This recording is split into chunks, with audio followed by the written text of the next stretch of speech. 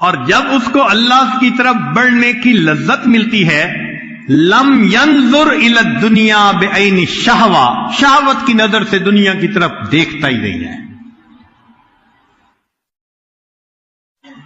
چنانچہ بعد پہلی کتابوں میں اللہ رب العزت نے یہ فرمایا، عبدی، میرے بندے، انا وحقیک لک محب، یہ واو قسمیہ کہ مجھے تیرے حق کی قسم میں تجھ سے محبت کرتا ہوں، فبحقی علیک کن لی محبا، جو میرا تجھ پر حق ہے تجھے اس کی قسم تم مجھ سے محبت کر لے۔ اللہ تعالیٰ کتنا پسند کرتے ہیں اس بات کو کہ بندے اپنے پروردگار سے محبت کریں۔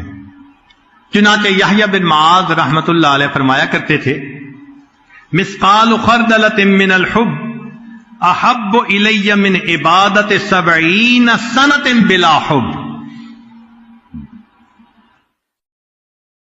کہ اللہ کی محبت کے ساتھ ایک ذرہ کے برابر نیکی کرنا بغیر محبت کے 70 سال عبادت کرنے سے مجھے زیادہ پسندیدہ ہے۔ تو یہ دل کی تمنا ہونی چاہیے کہ اللہ تعالی ہمیں زندگی میں اپنی ایسی محبت دے کہ ہم اللہ کی محبت میں ڈوب جائیں، اللہ کی محبت کا مزہ نصیب ہو جائے۔ اب یہ محبت بڑھتی ہے کچھ چیزوں سے، یہ آج صرف ان کو گنوا دے گا، زیادہ تفصیل میں نہیں جائے گا۔ ایک ہے قراءۃ القرآن، قرآن مجید پڑھنے سے اللہ کی محبت بڑھتی ہے۔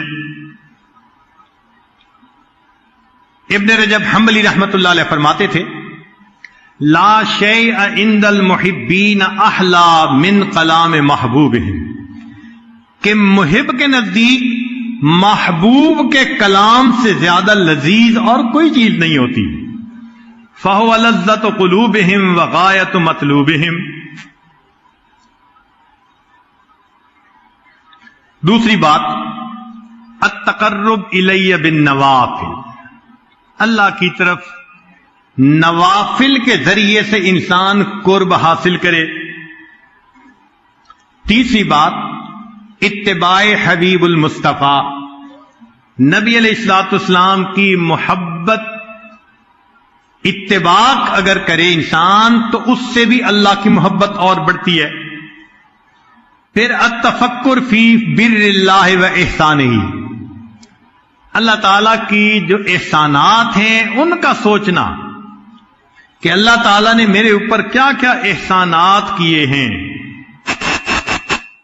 پھر التفکر فی اسماء اللہ، اللہ تعالیٰ کے صفاتی ناموں میں غور کرنا، وہ رحیم ہے، ستار ہے، کریم ہے، عفو ہے۔ جتنا اس پر غور کریں گے اتنا اللہ سے محبت بڑھے گی۔ کسی نے کیا عجیب بات کہی، اے دوست جس نے تیری تعریف کی، اے دوست جس نے تیری تعریف کی اس نے در حقیقت تیرے پروردگار کی تعریف کی۔